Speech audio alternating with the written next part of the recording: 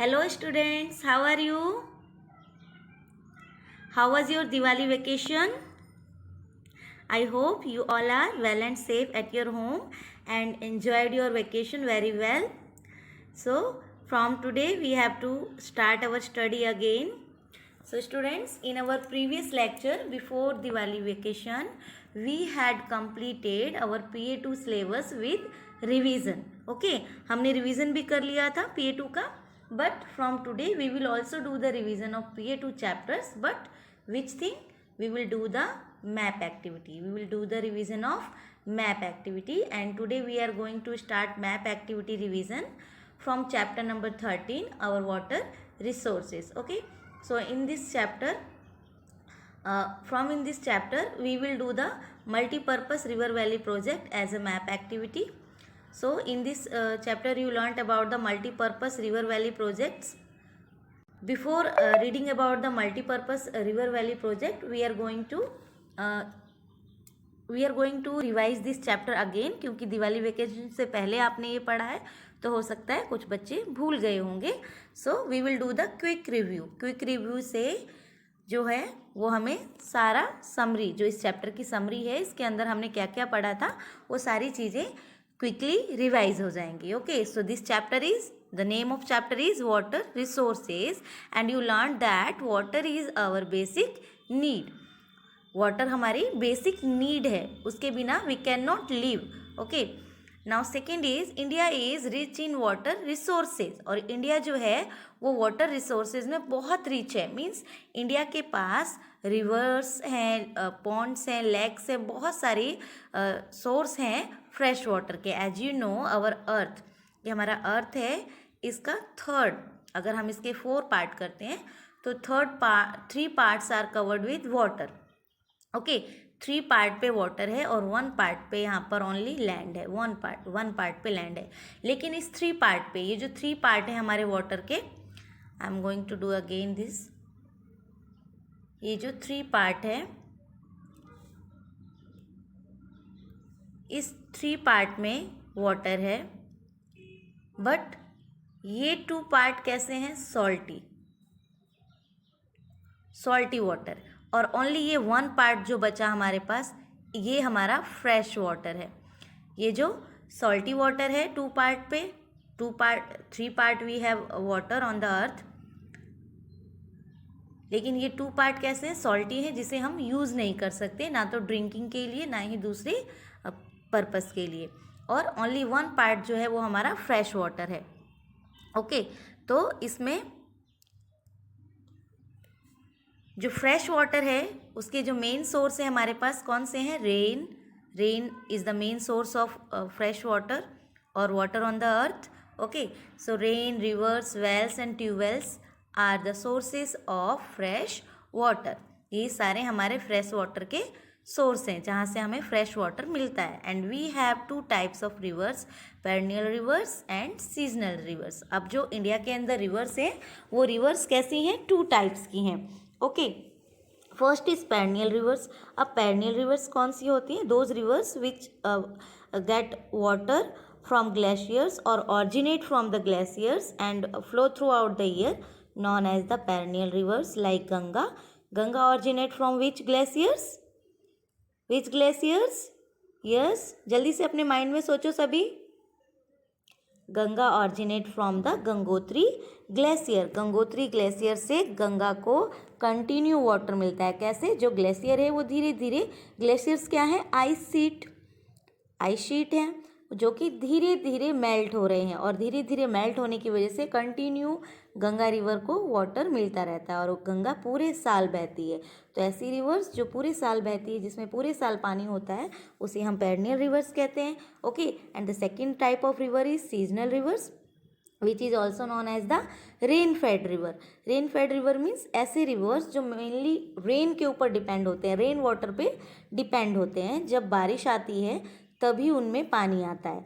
और हमारी इंडिया का जो सेंट्रल पार्ट है और सदर्न पार्ट है, उसकी most of river seasonal river हैं, वो रेन फेड है. जब बारिश होती है तभी उनमें पानी आता है. ओके, अब जो हमारे सेंट्रल और सदर्न पार्ट है उनकी रिवर सीजनल रिवर है. सीजनल रिवर है मीन्स सिर्फ बारिश के टाइम पे वहाँ पानी आता है उन रिवर्स में। And as you know we have only 4 rainy month, हमारे पास सिर्फ 4 रेनी मंथ है और बाकी के 8 मंथ फिर क्या होगा? तो इसके लिए वहाँ पर नेचुरल होल्स हैं जिसे हम टैंक्स कहते हैं। उन नेचुरल होल्स में क्या होता है, जो रेन का वाटर होता है वो कलेक्ट हो जाता है और जब बारिश नहीं होती तो उन टैंक से वाटर इरिगेशन के लिए और दूसरे पर्पस के लिए यूज़ किया जाता है। This line is telling you about the tanks. We have tanks which are the main source of water in southern and central India. Okay, and next is a multi-purpose river valley project serves many purpose. अब multipurpose river valley projects क्या है? एक ऐसा project जिसे बड़े बड़े reverse के ऊपर बनाया गया है, जिससे बहुत सारे एक पर्पस एक वर्क एक डैम बनाया गया है। डैम को मल्टीपर्पज़ रिवर वैली प्रोजेक्ट कहा जाता है। क्यों? क्योंकि एक डैम बनाने से बहुत सारे जो पर्पस है, पर्पस यानी उद्देश्य, हमारा लक्ष्य या फिर हमारी ज़रूरतें पूरी होती हैं। और कैसे? डैम है, डैम क्या करता है? डैम जो है वो रेन के वाटर को, रेनी सीजन के वाटर को कलेक्ट करके रखते हैं। ओके, डैम के अंदर। और फिर डैम वाटर से इलेक्ट्रिसिटी बनाई जाती है, आसपास के एरिया में इरिगेशन के लिए पूरे साल पानी मिलता है। और dam also check the soil erosion.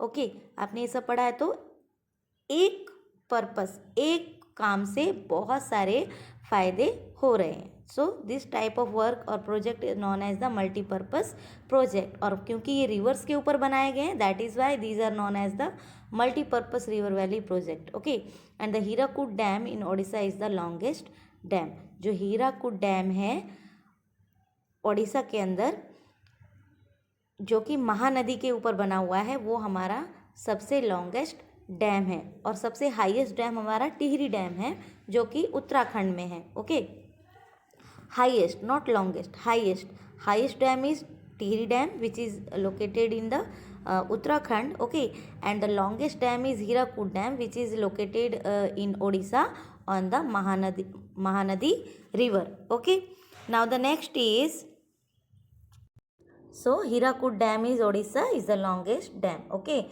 now we will do the map activity. Our topic is important multi-purpose river valley projects of India. Okay, firstly we will locate the Bhakra Nangal Dam which is built on the river Satluj. Okay, and in which state? It is in Himachal Pradesh.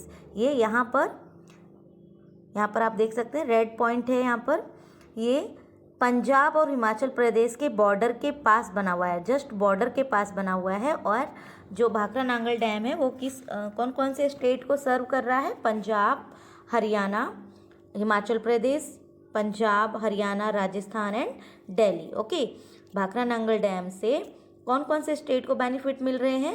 Himachal Pradesh, Punjab, Haryana, Rajasthan and Delhi. And it is one of the highest dam in India. और इसकी height जो है वो कितनी है? 226 metre. Okay, now here is Gujarat. We have Sardar Sarovar dam, okay, which is built on the river Narmada. ये Narmada river पर बना हुआ है और गुजरात में है। एंड जो सरदार सरोवर डैम है बच्चों, वो गुजरात और मध्य प्रदेश में इससे इलेक्ट्रिसिटी जनरेट की जाती है, इरिगेशन के लिए वाटर यूज़ किया जाता है और दूसरे पर्पस के लिए भी यूज़ होती है। ओके, तो जो सरदार सरोवर डैम है वो मेनली गुजरात और मध्य प्रदेश को बेनिफिट पहुंचा रहे हैं। ये यहाँ पर हमारा मध्य प्रदेश है और ये गुजरात है।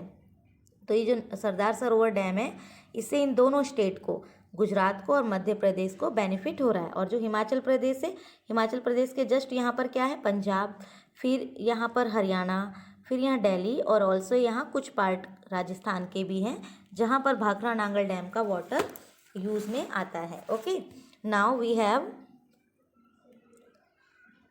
Have the Tungabhadra dam which is on the Tungabhadra river. Tungabhadra river जो है वो कृष्णा रिवर की ट्रिब्यूटरी रिवर है। Okay, and Tungabhadra dam is in Karnataka. In which state? Karnataka. Tungabhadra dam is in Karnataka state and built on the river Tungabhadra which is a tributary river of Krishna river. Okay, now we have Nagarjuna Sagar dam, Nagarjuna Sagar dam जो है वो कौन से river पे है? It is built on the river Krishna. Okay, river Krishna के ऊपर ये बना हुआ है and it is in Andhra Pradesh. Okay, यहाँ पर जो बच्चों देखो रेड पेन से है वो तो डैम का नेम लिखा हुआ है। ओके, और जो ब्लू पेन है, ब्लू पेन से लिखा हुआ ये स्टेट के नेम है। Okay, blue pen is showing you state and red pen showing you the name of the dam. Okay, now we have Hirakud dam which is in Odisha. Which state? State is Odisha. Dam name is Hirakud and river is Mahanadi. Mahanadi river के ऊपर Hirakud dam है जो Mahanadi river पर बना हुआ है। Okay, and Mahanadi river क्या है? It provides water for irrigation and electricity to Odisha and it is built on the river Mahanadi and is the longest dam. ये आपने अभी भी पढ़ा था पहले यहाँ पर क्विक रिव्यू में कि जो हीराकुड डैम है वो ओडिशा में है and it is the longest dam of India. Okay, so now our map activity is done. You have to do this properly and you have to stick in your notebook. आपकी जो fair notebook है उसके अंदर revision part में आपको ये map activity करके homework में स्टिक करना है। ओके, कंपलसरी ये रिवीजन वर्क सबका कंप्लीट होना चाहिए। मैप एक्टिविटी सबका कंपलसरी है बेटा, सबको ये कंपलसरी करना है। मैप एक्टिविटी जो भी मैं आपको करवाती हूँ बच्चों वो आगे आपके हायर स्टैंडर्ड में आपके काम आएंगे। तो ये बेसिक चीज़ें हैं, अगर आप अभी से अच्छे से सीख लोगे तो आगे की क्लासेस में आपको कोई भी प्रॉब्लम नहीं होगी। So today's homework is do the map activity. Topic is important multi-purpose river valley projects of India. Okay, you have to locate them on a political map of India. Okay students, so now take care. Goodbye.